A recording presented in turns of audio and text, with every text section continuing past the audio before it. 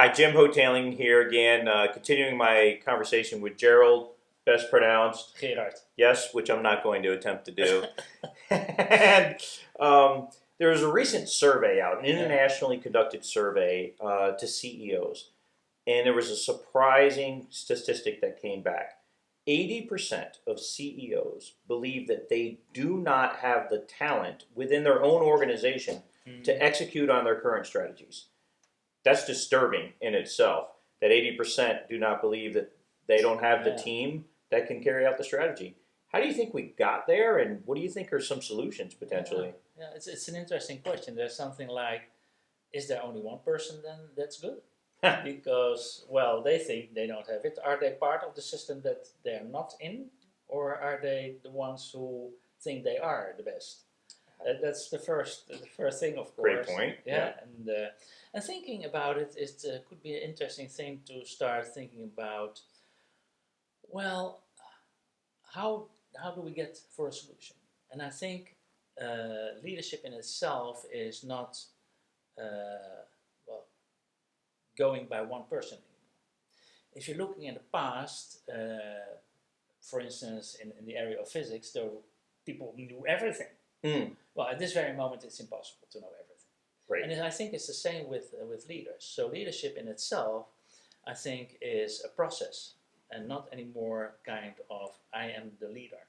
Because for different areas, you might have different kind of leadership necessary. Sure. So that's one of the things. And focusing on that, I remember an article. It's 10 years old now. It's from Wilfred Draat. And he was talking about leadership as a process and creating direction, alignment, and commitment. And that's not being done only by one leader. It can be done by more. So imagine direction, that we all know where we're going, alignment, that we all the parts of the companies are aligned, and commitment, we all go for it. Right. Imagine one of the three is missing. Imagine alignment is missing, and you see that in many kind of parts of the companies. Yep. Well, we are fighting against each other to get the best out for ourselves. And you can also think about missing direction or missing commitment. That is the same thing. Absolutely. And it's different in different cultures. That's true, because how do we create and evolve direction, alignment, and commitment in different cultures? Because we have a culture here, and the culture in the States is kind of different. Sure. You already notice it. Absolutely. Yeah, so the different cultures will create in a different way direction, alignment, and commitment. And so also different people are necessary to do this same, because you will do it in a different way than I do. Yeah. And I think we can help each other out, and it's not so saying, well, I don't have the people. Well, it could be that they are there, but it could be that you don't have the connection with them.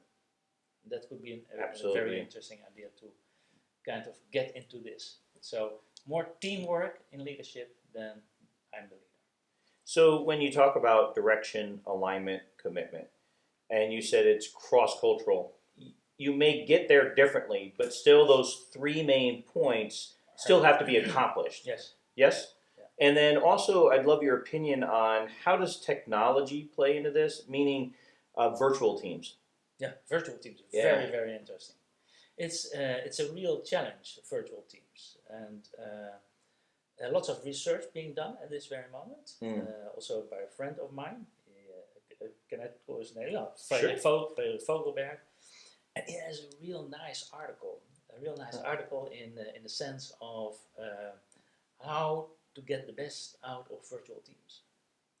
It's awesome. Really, really nice. It's really nice. And if you look upon what are we doing when we are in an environment, we mostly start immediately with the meeting. We hardly don't connect anymore. Right. In the sense of, true fact. Especially also in virtual teams. Yes. Immediately we start. Instead of, wow, it could be that you're still sleepy because you are in another time zone across the world. Yes. So how do you deal with it? Well, a small chat, and then really start the conversation. I think that's a very important thing. Yeah. So what are your three main points? Maybe I'm applying my own personal opinion in this, but connection. is probably one of the most important out of those 3 points. I mean, you got to have all three, but just like as you said, with a virtual team and the way they are today, you have to take time. You have to take time, and it's not something like. Also, here it's the process of creating curriculum and commitment together.